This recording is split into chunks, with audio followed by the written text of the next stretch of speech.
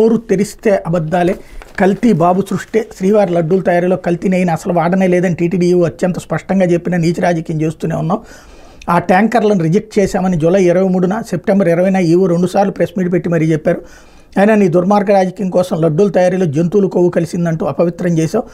Reject చేసిన ట్యాంకర్లోని కల్తీ నెయ్యిని అసలు వాడలేదని ప్రభుత్వానికి ఇచ్చిన నివేదికలోనూ చాలా స్పష్టంగా ఉంది.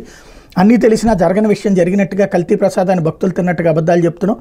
తిరుమల పవిత్రతను ప్రసాదాన్ని రాజకీయం కోసం అపవిత్రం చేసావు. నా తిరుమల పర్యటనకు అనుమతి లేదని నోటీసులు ఇస్తావు, మళ్ళీ అదేమీ లేదని బుకాయిస్తావు. నా పర్యటన అడ్డుకోవడానికి పక్క రాష్ట్రాల నుంచి బీజేపీ వాళ్ళని రప్పిస్తావు. మా పార్టీ నేతలకు అక్రమ నోటీసులు అరెస్ట్ చేస్తామని బెదిరిస్తావు. ఇలాంటి రాక్షస రాజ్యాన్ని రాష్ట్రంలోనూ కాదు దేశంలోనూ చూడలేదు. తిరుమల లడ్డు విషయంలో నీ పాపాలు బయటికి రావడంతో టాపిక్ డైవర్షన్ కోసం డిక్లరేషన్ అంటున్నావు. నా మతం కులమేంటో ఈ రాష్ట్రానికి దేశానికి తెలీదా?